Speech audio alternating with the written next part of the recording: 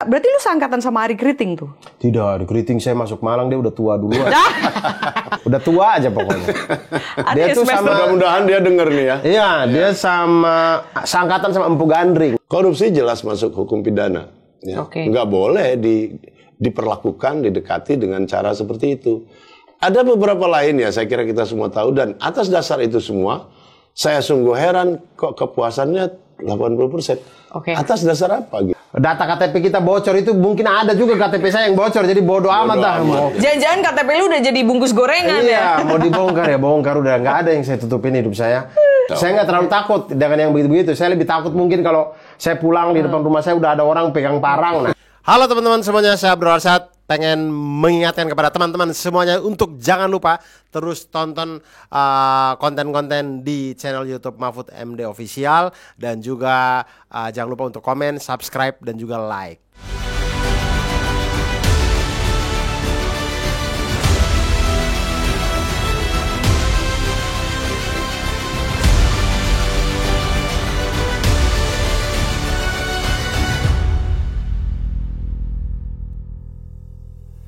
Halo, welcome to Poker. Apa kabar teman-teman semua, konco keramat?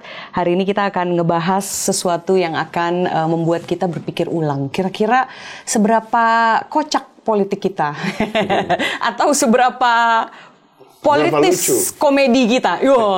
Seberapa lucu. Nah, ini ada yang bilang ya Bang Hamid ya, katanya kalau mau ngelawan penguasa itu nggak cuma pakai toa di jalanan gitu. Tapi konon juga bisa pakai ketawa. Nah, ini yang selama ini dilakuin sama teman-teman komika di Indonesia, dan kita mau tanya tadi, pertanyaannya adalah seberapa lucu politik kita akhir-akhir ini. Ini kita akan ditemenin sama salah satu komedian dari Indonesia bagian timur sana, adalah Bro Abdul Arsyad. Apa kabar, Bro? Apa? Baik. Siap. Intan, baru pertama langsung belibet gimana sih? Tawa dulu dong. Maaf. Bang Hamid, mohon maaf. Ini belum apa-apa udah lucu. Gara-gara abangnya tiba-tiba pakai jaket TV One, jadi saya kayak dingin apa gimana sih? Jangan promosi diam-diam. Bro, menurut lu nih, lu kan dari yang gua tahu ya, lu backgroundnya itu matematika. Betul. Kuliah lu. Betul. Lah tiba-tiba lu jadi komikus tuh gimana ceritanya? Jadi ceritanya komika. Itu apa tuh? Komikus sih itu ya, bikin komik, bener-bener komika. Tunggu. Tapi kenapa jadi komik ya? Stand up comedian tuh kenapa jadi komik ya? Saya tidak tahu. Bahasanya. Itu hanya di Indonesia. Itu cuma di Indonesia, Bang? Iya, itu komedian begitu disebut komika. Mungkin di sana ada, tapi pengertiannya berbeda. Iya. Tapi it's okay. Ya, oke. Gimana ceritanya? Lu jadi... Saya juga kurang tahu, tapi itu disepakati ya. Ya, yang penting itu bahasa itu begitu. Iya, karena stand up komedian kan bahasa Inggris kan. Stand up komedian. Akhirnya komika jadinya. Jadi kalau stand up komedian kan artinya pelawak berdiri. Iya. Kan nggak lucu. Jadi bahasa memang begitu. Sepanjang dia disepakati, jadi go. Gak apa-apa, gak ada yang salah. Ya, akhirnya disepakati komika lah. Akhirnya pakai komika. I see. Tadi pertanyaan apa, Kak Intan? Gimana tadi lu jadi dari matematika? Iya. Itu gak ada lucu-lucunya, Bro. Jadi orang lucu tuh gimana? Betul.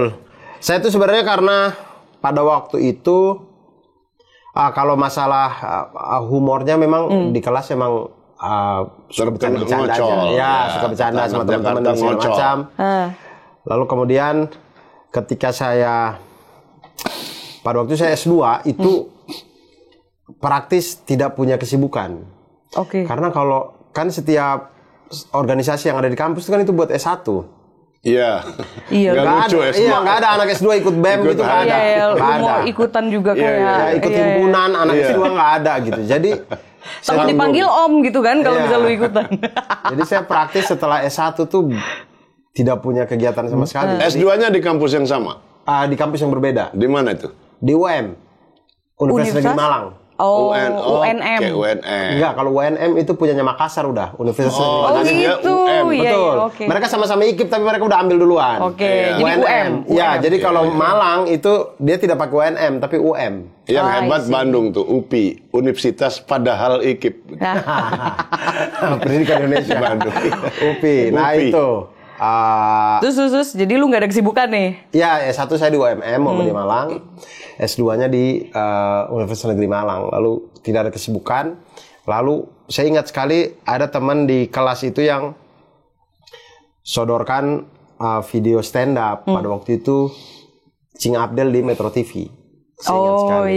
Lalu kemudian dia bilang, Dur, cobalah yang kayak gini. Kau gitu. Bisa juga nih. Iya, kayaknya kamu kan kalau micro teaching, kalau lagi pelajaran mengajar, presentasi atau apa itu emang saya ngebanyol emang. Oke, berarti ini lu emang joker dari sananya gitu ya?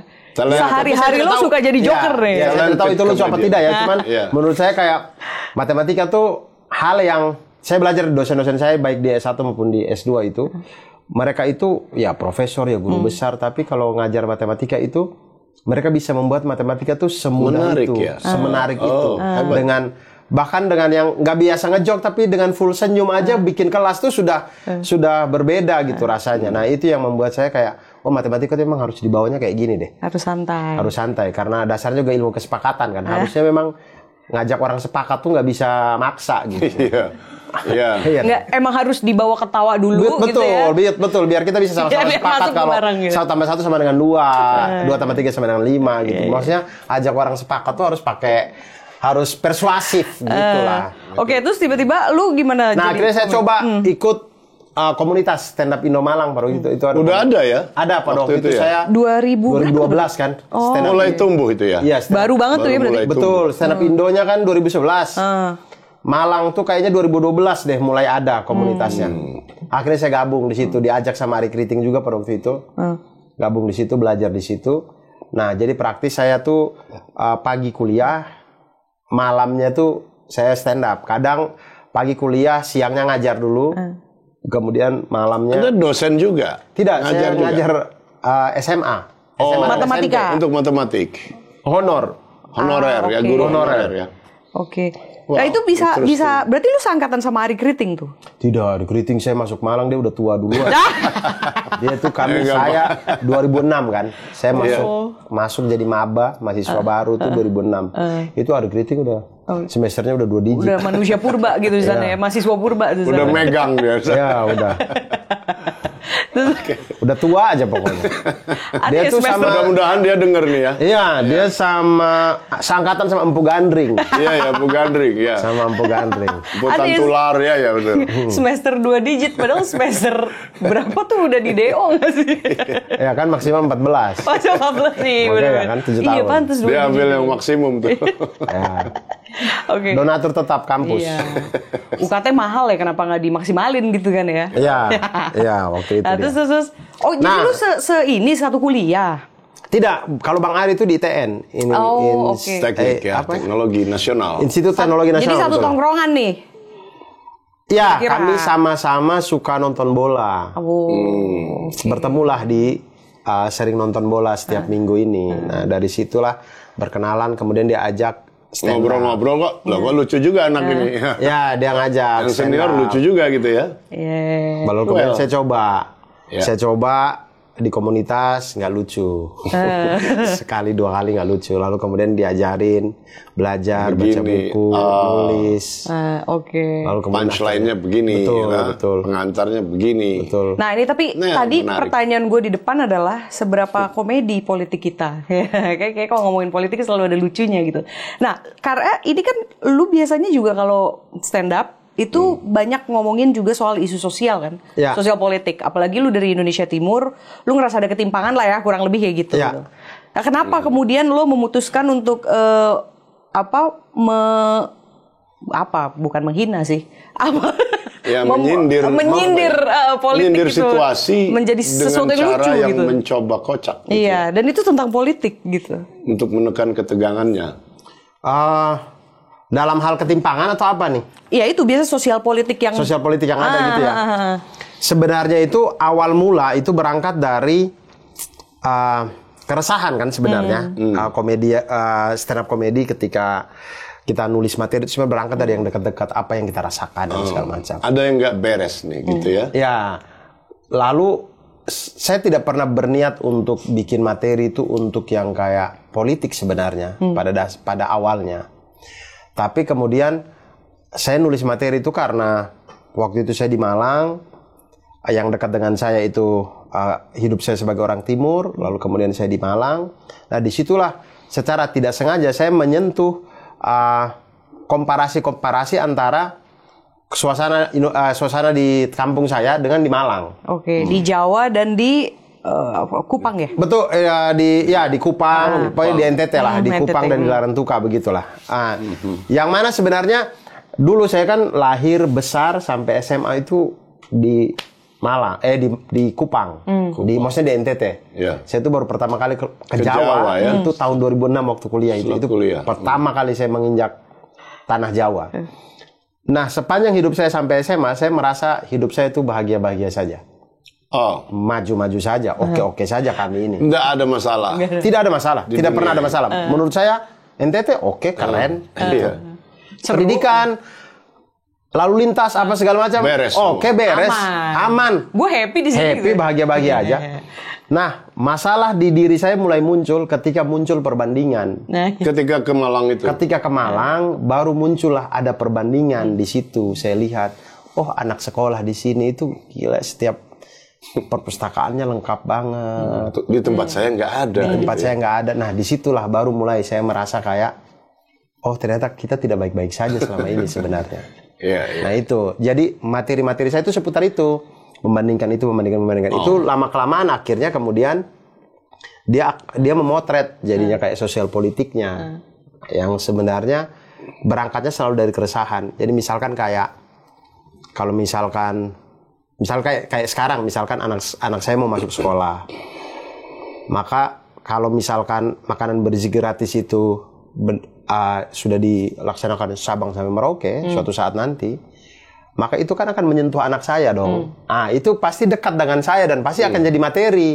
Yang mana sebenarnya bukan saya dari awal pengen niat ngomongin program pemerintah, enggak, tapi kan karena program pemerintah itu menyentuh hidup saya. Secara langsung ataupun tidak, itulah kemudian saya bikin materi yang mau tidak mau akhirnya menyentuh ke sana gitu sih. Oke, jadi pas lu ngelihat ternyata di Jawa, bisa dibilang lu ngerasa ini jauh lebih berkembang gitu. Betul. Jauh lebih baik. Betul. Saya waktu ada salah satu sekolah favorit ya, saya waktu PPL, praktek kerja lapangan, apa sih PPL namanya? PKL kali. Praktek kerja lapangan gitu. Betul. Kalau di kami di FKIP itu PPL namanya. Apalah, pokoknya ngajar. Praktek-praktek lapangan gitu ya. Jadi jamak gitu praktek. Ya, praktek lapangan kali ya. Kami ngajar itu. Salah satu sekolah favorit itu saya takjub dengan perpustakaannya bagus banget. Perpustakaan sekolah ini. Di mana tuh? Di Malang. Ya di sekolahan SMA saja padahal. Ya SMA. Sudah segitu baiknya ya. SMA, perpustakaan sekolah, bagus banget, bagus banget. Saya bilang kayak, yang ini mah kalau di kami ternyata perpustakaan provinsi mah. Di kampung tingkatnya bukan sekolah ini. Zaman saya sekolah saya itu padahal sekolah favorit lah, SMA. Itu salah satu sekolah favorit di Malang, di Kupang. Itu perpustakaannya sama sekali. Itu isinya buku-buku berdebu semua. Nggak ada yang baca juga ya? Sudah begitu buku-bukunya buku-buku milik negara itu loh, yang di depan tulis milik negara, tidak diperjualbelikan. Dicap ya. Itu. Jadi mau buka udah serem duluan ya. Maksudnya saya mikir kayak tidak diperjualbelikan, ya pantas lah orang bukunya jelek. Nggak laku. Ya emang dijualbelikan juga nggak laku itu bukunya. Oke, tapi kalau misalnya kita relate sama politik sekarang, tadi kan lu udah mention makan bergizi gratis ya. Nih gue tadi agak kelewat tuh, gue sebenarnya mau ngasih kita main game dikit lah. Gitu. Jadi terkait dengan beberapa hal yang saat ini sedang hype lah.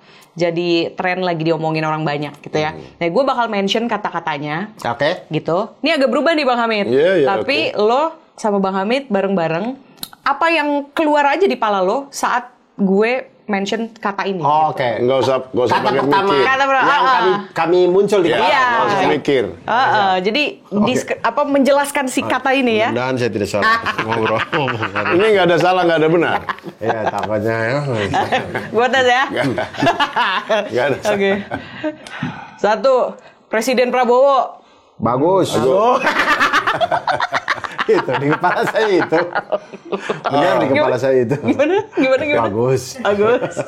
Transportasi publik jelek gitu. Lumayan. Iya.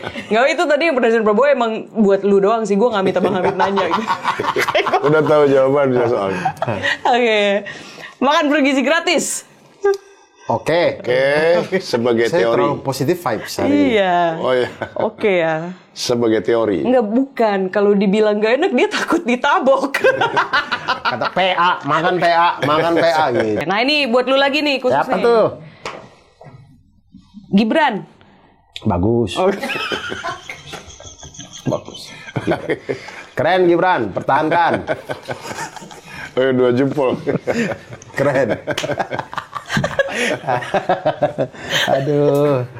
Kalau ngeledek Gibran nggak apa-apa, tenang, aman. Bang, tapi kalau spontan gitu berarti emang dari hati loh. Iya. Bang. Gitu. Ya. Nggak, tadinya 1 jempol begitu, hatinya 1, lama-lama 2. Ya. Ini udah programatik yang 2 di program. Lu cek HP lu dah. Nggak, saya nggak tahu kenapa saya positif vibes banget gitu di sini. That's good. Okay. Bagus. Saya nggak tahu apa. Di jalan kenapa tadi saya. Iya. 100 hari Prabowo Gibran. Oke. Keluar lah gitu. Oke, maksudnya Lu alhamdulillah. kenapa oke gas mulu sih? Alhamdulillah Iya, bahkan. kayaknya terlalu nempel ya. Oke gas nomor 2 tuh orang gas ini. Bagus loh itu dari Bitung gitu ya kan penyanyinya ya kalau nggak salah. Oke guys, itu macam tagline ya. Iya. Transportasi publik. Mantap. Itu kenapa lu bakal tur soal transportasi publik. Betul. Karena udah mantap. Tuh isinya tur lu sanjungan tuh berarti ya. Tidak sih. Promosional. Saya itu lebih ke membicarakan lebih kepada mengingatkan teman-teman semuanya bahwa kita tuh harus nuntut loh transportasi publik itu kan haknya kita, kewajibannya pemerintah untuk memenuhi itu gitu. Ya jelas. Jadi nggak boleh pemerintah tuh ketika ngomongin transportasi publik yang dibicarakan untung dan rugi. Kan itu haknya rakyat gitu. Kita bayar pajak. Bagian dari public services itu. Betul. Pelayanan publik. Betul. Iya. Nah, masalahnya adalah yang saya lihat kalau kita masyarakat nggak pernah nuntut, emang nggak pernah dibikin. Jakarta ini mungkin terlalu banyak aktivis, terlalu banyak orang di sini yang bersuara. Akhirnya pemerintah mau bikin. Lumayan ya. Iya. Tadinya ya. Tapi di daerah kan enggak. Gitu. Nah itulah kenapa lu bersuara lewat komedi gitu ya. Jadi kalau spesifik isu yang paling bikin lo geram tuh apa? Lebih ke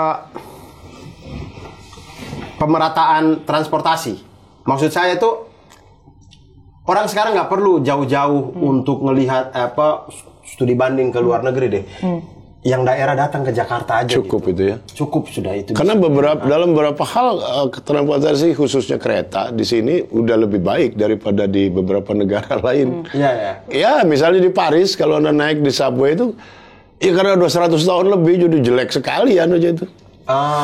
Gerbongnya jelek sekali. Di Paris loh itu ya dia udah 100 tahun lebih. Saya kira di Cina, di Jepang sama.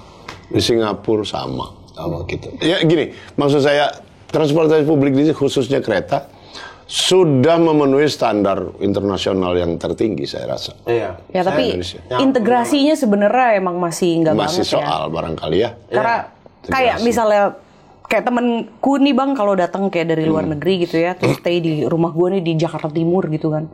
Tuh pasti gue ngasih opsinya cuma 2, ya 1 malah. Ya lu kok nggak naik Grab? Kalau lu kok nggak naik mobil online, ya motor online gitu. Karena deket rumah gue nggak ada tuh. Misal lu mau tiba-tiba naik Nggak ada subway halte terdekat atau stasiun terdekat? Nggak jelas bro. Kayak ada sih, gue suka lihat ada tiba-tiba ada Transjakarta. Katanya sih emang ada. Tapi nggak jelas aja, gue nggak tahu jam-jamnya. Ya, tapi yang paling itu memang Jakarta Pusat dan Jakarta Selatan. Harusnya ada. Ada harusnya Kak Intan. Harusnya bisa. Tapi kayak jamnya kan nggak jelas. Orang kan juga mau kesana dari jam berapa, harus standby dari jam berapa. Kayak gitu maksudnya. Iya. Jadi integrasi. Jadi rupanya Arsyad, semua yang timur itu di nomor 2 kan. Ini Jakarta Timur. Iya lagi. Tapi masih mending daripada kami di Depok. Maksudnya kalau Jakarta tuh menurut saya masih oke lah. Masih oke, maksudnya. Iya. Kami Depok, maksudnya Depok itu dekat banget sama Jakarta. Nyambung. Nggak bisa niru Jakarta. Dalam arti apa? Misal kayak Mikrotrans Jakarta tuh. Depok tuh ya angkot ngetem, bikin macet di mana-mana gitu. Maksudnya Jakarta lo, tinggal belajar dari Jakarta itu nggak perlu biaya, itu lo bawa motor aja ke sana lo, ketemu gubernur kayak ketemu siapa kayak di situ gitu, segampang itu bahkan buat Depok belajar dari Jakarta, tapi nggak bisa Depok sampai sekarang. Oh, yang lucu adalah waktu itu gue meeting di Bogor, di sebuah hotel di Bogor, terus salah satu ruang meetingnya yang make itu pemerintah Depok. Kayak gue bingung, ini ngapain pemerintah Depok meetingnya di Bogor? Karena itu udah berbeda daerah, itu ada uang sakunya. Itu sudah jadi rahasia umum di kalangan mereka. Jadi misalnya orang Jakarta ngapain nih, cari di mana, di Sentul atau di Cibubur. Kan udah lain, beda per diemnya, lain provinsi, lain per diemnya. Ya, misalnya dapat uang hotel segala macam, dia nggak nginep sana dong. Lu ngapain dia punya rumah kalau di Jakarta? Ke sana cuma 1 jam gitu kan. Ke Cibubur, ke Sentul. Uangnya dapat kali berapa hari. Jadi mereka ini, kalian para komika jauh kalah kreatif. Dalam soal itu, akal-akalan gimana nyembunyiin anggaran di sini, sulit kan, ketutupan di sini, karena pakai uang sendiri jadi bingung. mau dikorup ya korup uang sendiri juga ngapain? Mau dimain-mainin duit sendiri, gitu ya. Udah kalian rugi sendiri. Ya benar, kalau itu kan uang negara ya. Jadi impersonal. Tapi waktu umum sekali. Waktu lu undang-undang pilkada lagi heboh tuh peringatan darurat kan lu juga sampai turun tuh. Tuh kenapa lu? Emang ini solidaritas atau emang ada hal personel banget nih yang emang personal banget harus gua suarain gitu? Kalau saya sih perasaan saya pada waktu itu tuh muak aja gitu. Bertubi-tubi dan itu kayaknya puncaknya deh. Jadi saya tuh dari sosmed tuh sampai saya tanya kan ada yang turun nggak sih? Kalau turun saya pengen ikut deh karena udah muak aja karena berentet kan mulai dari undang-undang MK yang keputusan Gibran akhirnya lolos, kemudian beruntun mulai dari revisi undang-undang KPK. Jadi sudah terlalu banyak bertubi-tubi. Itu sebagai komunitas stand up itu memang ada gerakannya nggak untuk kesana? Tidak, kami tuh bahkan saya tuh tidak tahu siapa yang akan turun. Jadi saya tuh cuma bilang di Twitter, ada gerakan nggak? Ada besok turun ke jalan nggak? Saya pengen ikut. Tolong info lokasi apa segala macam. Adalah teman-teman yang info apa segala macam. Lalu kemudian saya dapat kabar, besok di depan gedung DPR. Oke, jam segini. Oke, saya bisa nih ngambil yang pagi. Karena yang sorenya saya ada acara. Jadi saya ngambil yang pagi deh, saya datang pagi. Nah, dari malam saya udah berniat untuk besok. Tiba-tiba teman-teman yang lain banyak tuh yang WA, Dur, besok turun ya? Iya. Oh, bareng ya kita di sini. Nanti di sini. Akhirnya ternyata banyak teman-teman stand up komedian yang turun. Saya kaget juga tuh waktu kami ngumpul di Senayan Park tuh. Kayak banyak juga kita ternyata banyak ya. Iya, dan itu secara individu-individu gitu. Berarti jadi kesadaran individu ya. Sebenarnya tidak dimobilisir sebagai institusi stand up komedi juga enggak ya? Tidak atas nama stand up Indo. Jadi benar-benar tidak ada yang menggerakkan itu. Muncul dari dalam. Nah, tapi gue mau tahu deh. Gue nyenggol ini mulu. Kalau misalnya menurut lo ya sebagai sebuah komunitas nih, komedi ini kadang kan dia juga bisa jadi alat politik juga ya.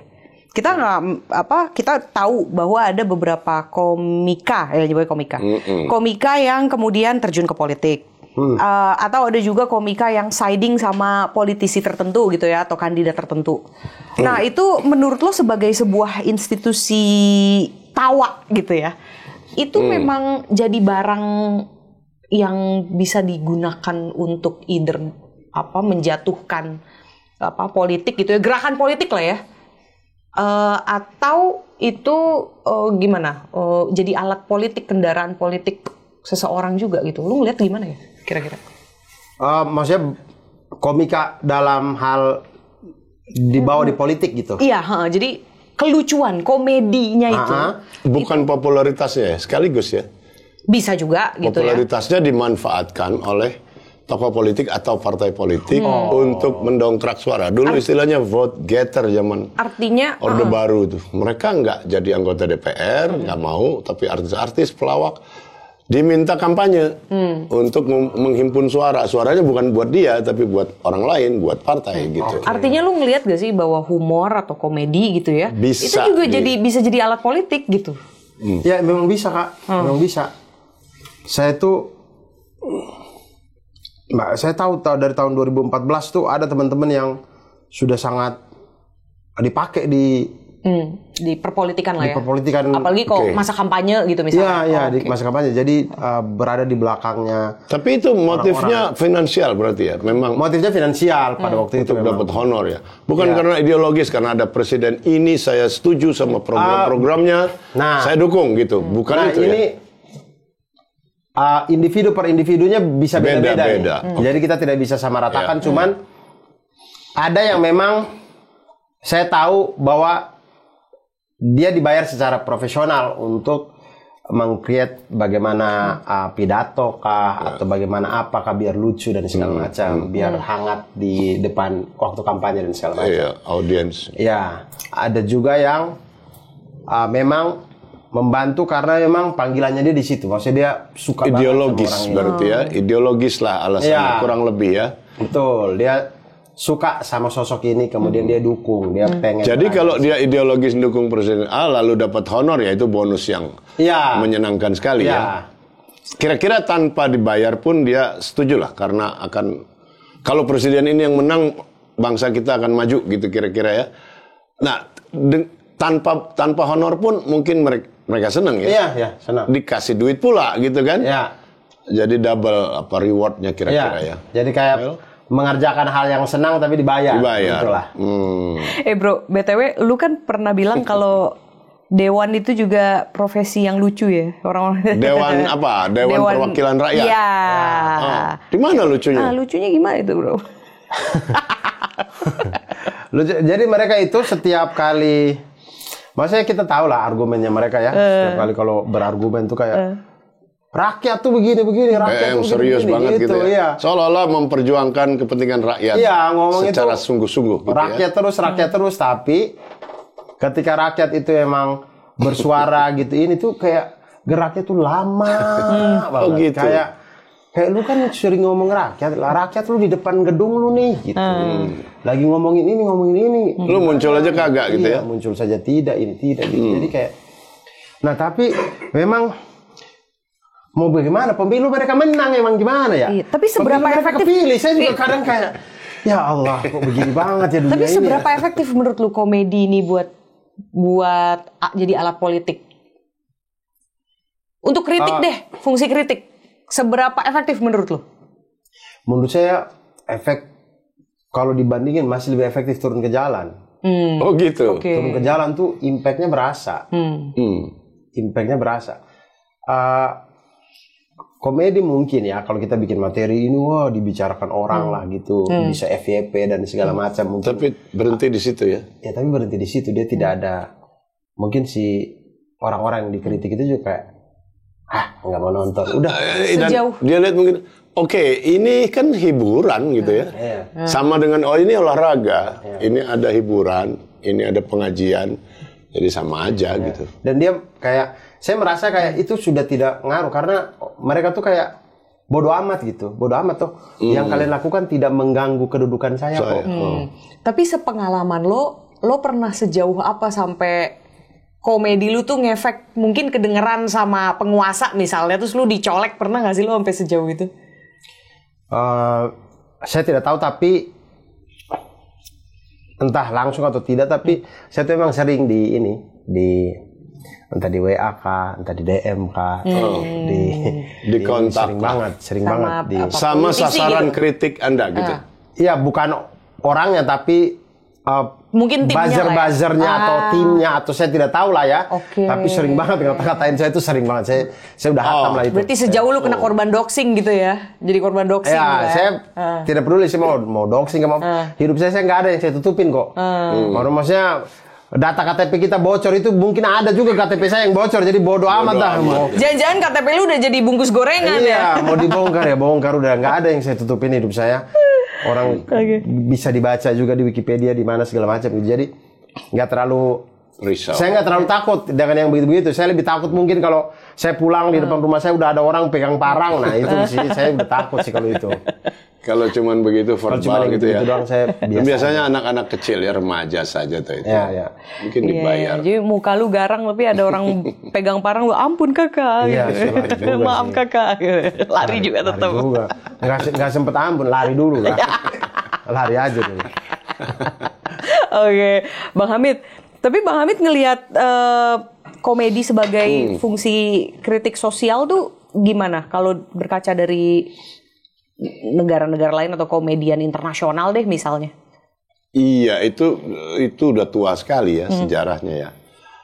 Di dalam politik misalnya, rupanya ada gini, semakin tertindas suatu negara atau semakin otoritarian suatu sistem politik, maka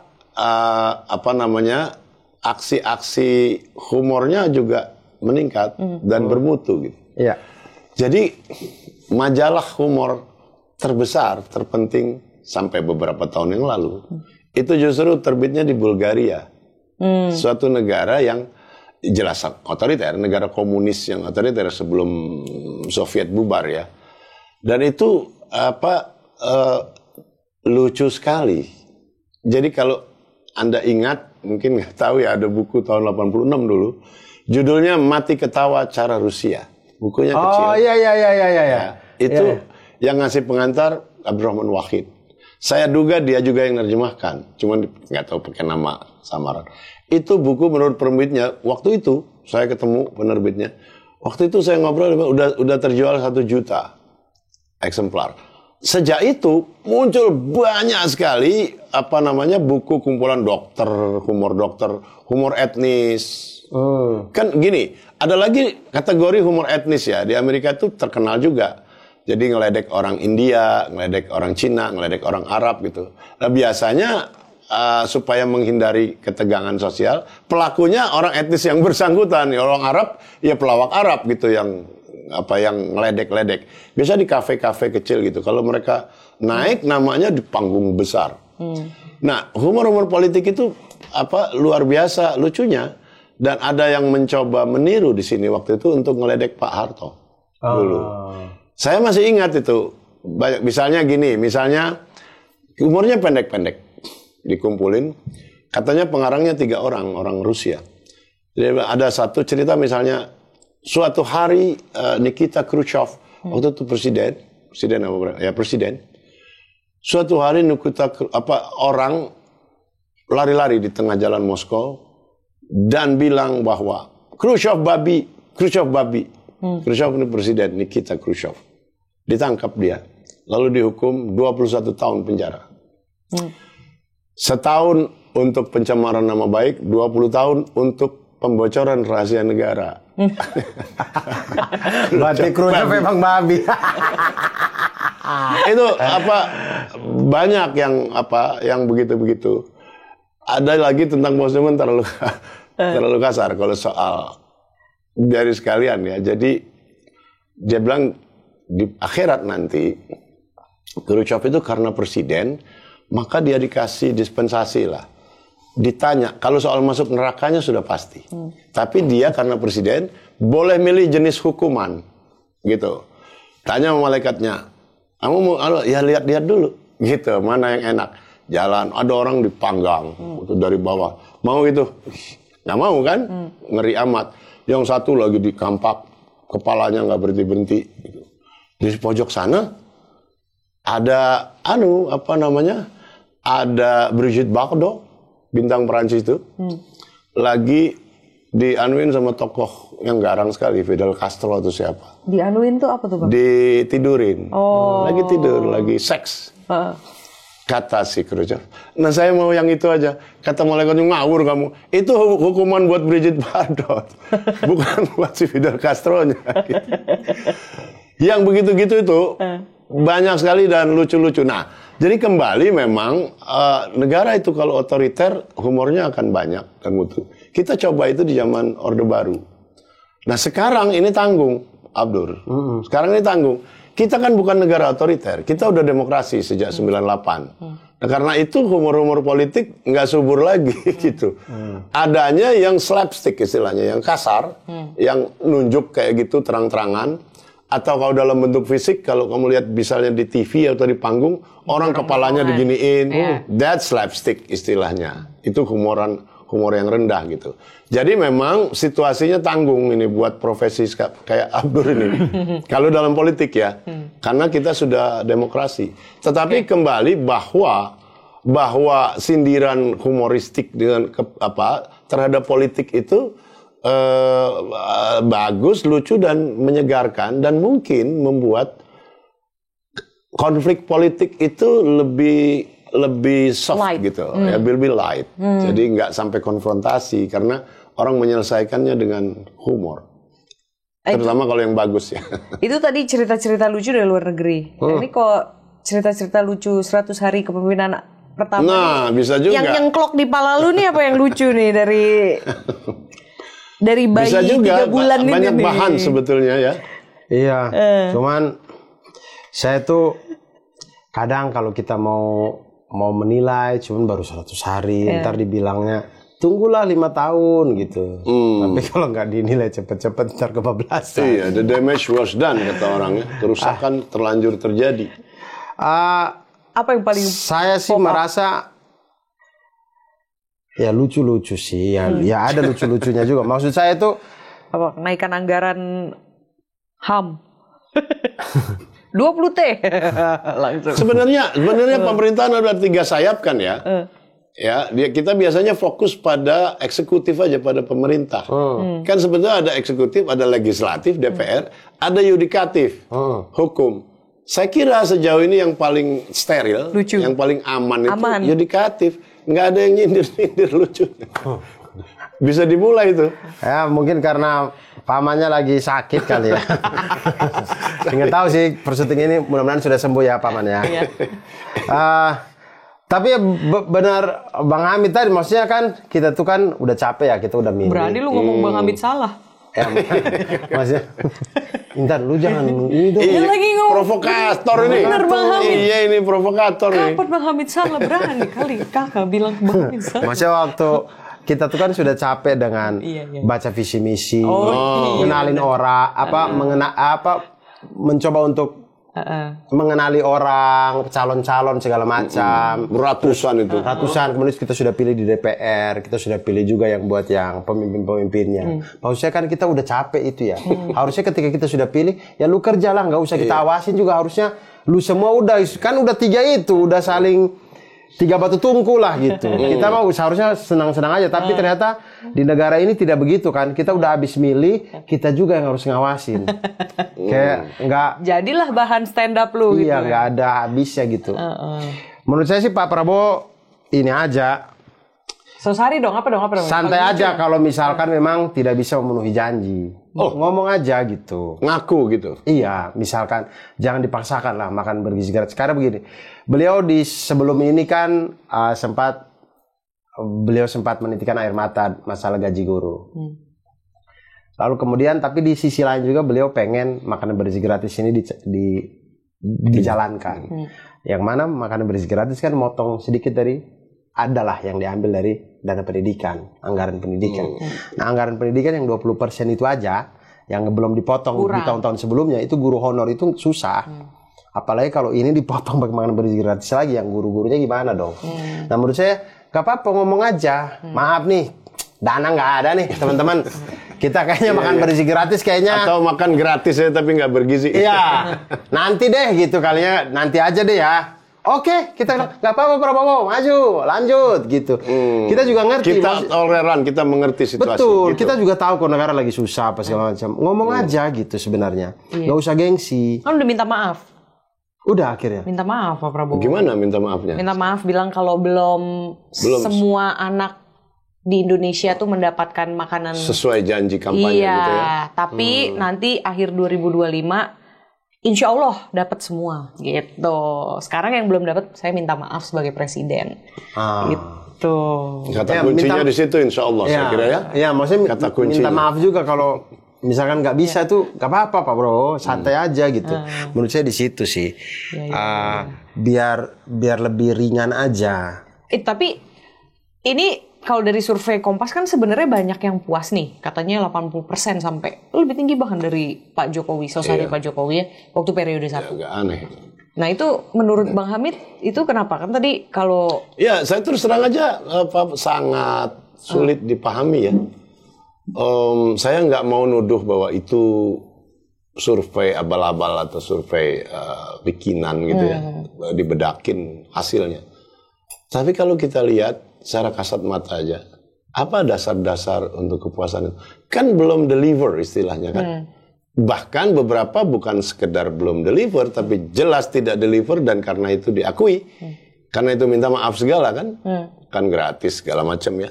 Lalu pernyataan-pernyataannya misalnya yang mau menumpas korupsi luar biasa kan, janjinya heroik banget. Detik pertama, hari pertama saya dilantik, kalau saya terpilih nanti, hari itu juga saya kejar. Sampai ke Antartika. Betul. Segala macam. Lalu di depan kader-kader partainya dia bilang, hai kau bupati, saya kejar kamu. Hai kau jadi gubernur, saya kejar. Sekarang ngomongnya halus sekali. Mohonlah itu yang korupsi, yang maling-maling itu kembalikan aja. Kalau malu mengembalikannya, ya diam-diam. Itu banyak sekali problem di situ. Karena nggak boleh satu kebijakan negara, Abdur, itu dilakukan diam-diam. Semua harus terbuka dan transparan.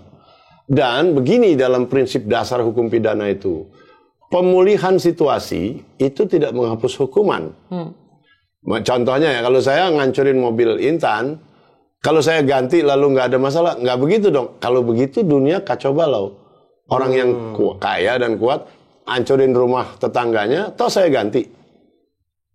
Tetap dihukum. Jadi gantinya jalan, pidananya jalan juga. Begitu prinsip dasar universal dalam hukum pidana itu. Korupsi jelas masuk hukum pidana. Ya. Nggak boleh diperlakukan, didekati dengan cara seperti itu. Ada beberapa lain ya, saya kira kita semua tahu. Dan atas dasar itu semua, saya sungguh heran kok kepuasannya 80%. Atas dasar apa gitu? Berarti Bang Hamid nggak terlalu puas sebenarnya, kelompok yang tidak terlalu puas dengan 100 hari kinerja. Atau ya saya masuk yang 20%. Enggak, tapi saya kan di sini bukan sekedar bukan sekedar rakyat ya, tapi saya pengamat lah gitu ya kira-kira. Atas dasar itu memang mengherankan gitu. Orang belum ada yang deliver kok. Kan banyak sekali kasus, ada pagar 34 kilo di ibu kota. Ya, pagar di laut. Depan mata kita. Itu hitungannya ibu kota ya. Greater Jakarta kita ini. Jadi walaupun mungkin Kabupaten Bekasi atau Kabupaten apa, tapi kita masuk Greater Jakarta istilahnya, yang penduduknya hampir 40 juta nih. Nah itu ada di Greater Jakarta nih, dari pesawat kelihatan. Dan tidak ada yang bertanggung jawab, tidak ada yang tahu, Menteri KKP-nya diam aja, begitu dibongkar, dia bilang jangan dibongkar dulu. Jadi alat bukti. Dan seterusnya. Kembali kalau begitu, atas dasar apa kepuasan publik yang segitu tingginya? Saya nggak ngerti deh. Lu kaum yang puas-puas saja atau yang 20% atau 80%? Saya kaum yang 50-50 aja. Jadi maksudnya puas tidak, kurang puas juga tidak. Jadi saya netral aja. Maksud saya karena saya merasa bahwa Pak Prabowo tuh mungkin dia pengen melakukan sesuatu atau apa, cuman kayak niatnya baik, tapi kayak banyak hal yang kayak dia menjaga deh. Maksud saya kan kalau misalnya itu tadi itu tembok-tembok apa ya, pasak-pasak itu di laut, pasti terjadi bukan di masa dia itu. Itu gampang saja kalau misalkan dia tidak punya beban sesuatu. Itu gampang banget dibongkar itu. Tapi pasti... Karena udah diketahui dengan jelas oleh aparat tuh bulan Agustus katanya.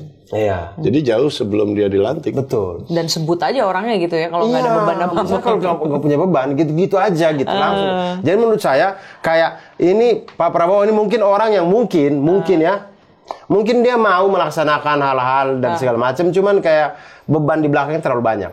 Nah kalau dia bisa lepasin beban-beban itu dan percaya bahwa selama dia baik itu rakyat pasti di belakang dia gitu. Nah itu sih dia bakal bagus. Cuman kalau dia ini bagus nih, ini uraian dari 50-50 tadi nih.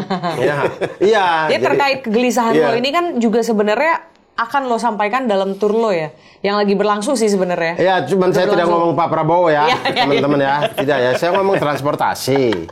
Ya ada sih ngomong Pak Prabowo dikit doang, tapi bahkan positif. Ya, memuji. Daripada dibubarin. Canda. Enggak lah, kita udah dari demokrasi. Aman. Pak Prabowo mah harusnya aman sih, harusnya. Iyalah. Aman. Oke. Ya. Itu jadi gimana tur lu? Itu kan udah mau penghujung ya? Betul. Apa namanya? Kontras. 17 kota. Sudah dimulai kan? Sudah dimulai. Ini kota keberapa sekarang? 22 Januari. Besok tanggal 25 itu kami kota Batam, itu kota ke-15. Penutupan di Jakarta? Jakarta. Habis dari Batam itu tersisa Palu, kemudian Jakarta. Batam, Palu. Barat, timur banget, lalu ke tengah lagi. Ke Jakarta. Jakarta itu tanggal 15 Februari 2025. Bertempat di Balai Sarbini. Kemudian tiketnya bisa dibeli di abdurarsyad.com. Wih, mantap. Berapa tiket harganya? Harga tiketnya ini saya lupa ya teman-teman ya. Teman-teman bisa lihat di situ lah ya. Saya lupa. Kalau untuk tahu langsung datang aja ya nggak? Ya. Supaya kita pasti nonton. Ya, atau cek di website itu ada, atau di Instagram saya di Abdul Arsyad juga ada teman-teman. Ini definisi tidak bisa memanfaatkan ordal nih. Ordal aja kagak tahu gitu ya. Iya, lupa. karena tiket setiap kota tuh beda-beda harganya. Tergantung kami menyesuaikan dengan daya beli masyarakat setempat ya. Iya, oke. Makanya itulah saya nggak hafal-hafal. Bener. Karena ambil aja titik tengahnya. Ambil on average rata-ratanya. Rata-ratanya mungkin 200 ribu. Ya. Oke. Terus kenapa transportasi? Namanya kontras kan? Apa sih komedi? Konten transportasi. Konten transportasi. Jadi saya itu sebenarnya 2 tahun belakangan ini, mulai dari 5 tahun berarti sekarang kalau 2020. Mulai dari 2022 itu saya kemana-mana pakai transportasi umum. Selama tempat itu masih saya bisa jangkau dengan transportasi umum, saya ke sana pakai transportasi umum gitu-gitu. Lalu disitulah saya menemukan kemudian saya bikin konten. Saya bikin konten. Nah, tapi kemudian ada hal-hal yang saya alamin yang kemudian itu tidak bisa masuk di konten karena dia panjang, kalau mau diceritain terlalu panjang. Konten kan singkat-singkat aja ya. Akhirnya saya pikir saya bikin show aja deh ngomongin ini gitu. Pesan utama lo tuh apa? Pesan utama saya adalah bahwa kita ini kan bisa hidup sehat, bisa sekolah, bisa kerja, bisa segala macam itu kan hak asasi kita sebagai manusia. Tapi hak asasi ini tidak bisa terpenuhi kalau tidak ada aksesnya. Kalau tidak ada akses transportasi bahkan. Bagaimana kita sekolah, bagaimana kita kerja, bagaimana kita ke rumah sakit, itu susah semua. Maka semua hak asasi kita itu bisa terpenuhi kalau dia akses transportasinya juga disediakan. Nah, oleh karena itu mari kita tuntut itu. Karena kalau selama ada perbedaan signifikan dalam distribusi sumber daya, peluang, hak, keuntungan di masyarakat, maka selama itu pula Indonesia akan ada ketimpangan. Berarti ini lu kampanye sangat serius ya. Kampanye anti ketimpangan lu ya? Ya, tentang transportasi. Sangat tidak lucu ini. Sangat serius nih. Tentang transportasi pokoknya. Jadi saya bilang bahwa kita harus tuntut Sabang sampai Merauke itu punya akses yang mudah gitu, sehingga karena tidak akan ada ketimpangan. Itu dari itu ya. Tidak kurang tidak lebih. Itu lu bakal banyak ngerosting gak tuh di situ tuh? Tidak sih. Wah, tidak sih.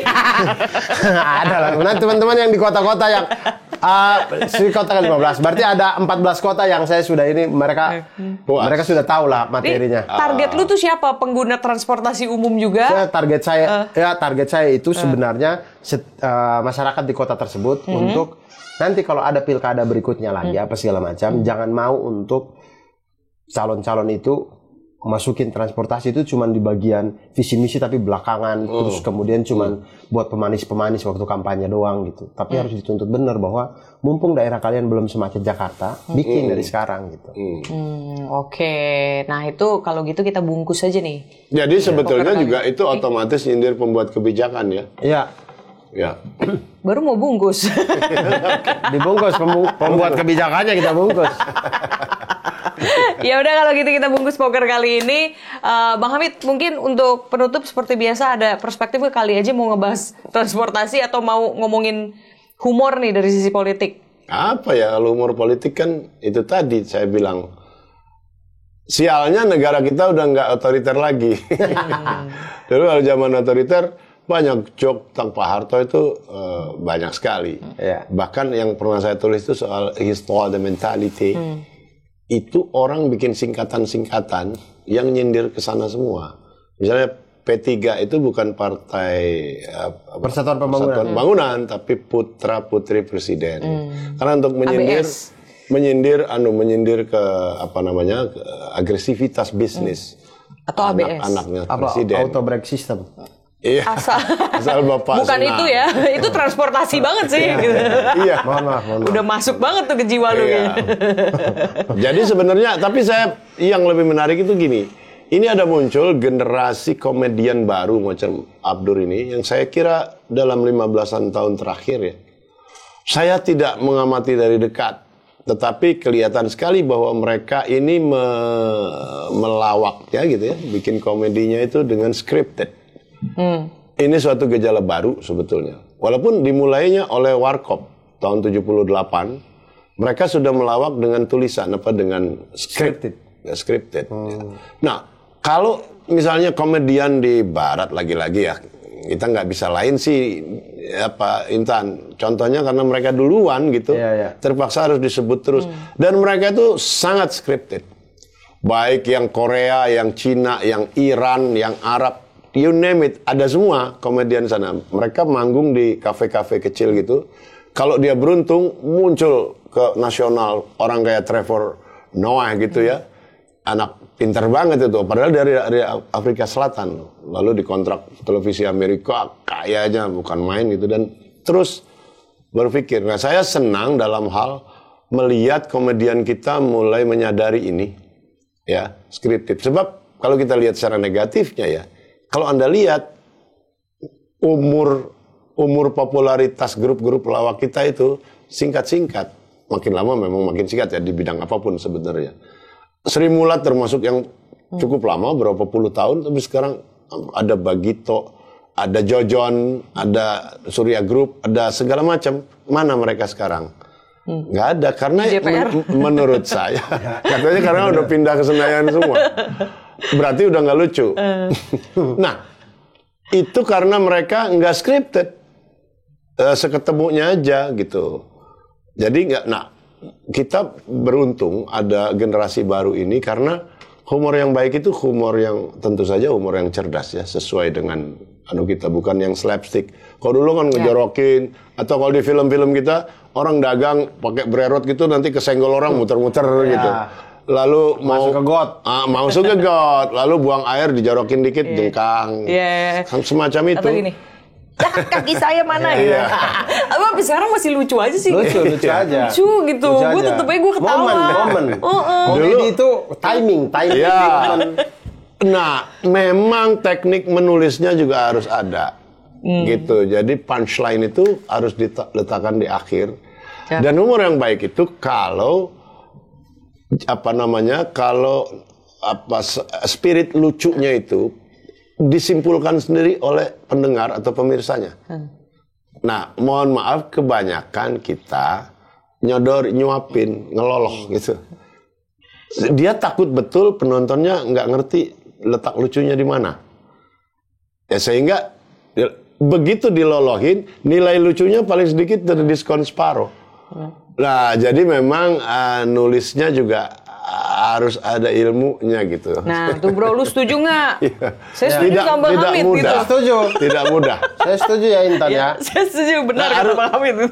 Saya suka kasih contoh dalam tulisan waktu kompetisi presiden Amerika antara Reagan dan Jimmy Carter.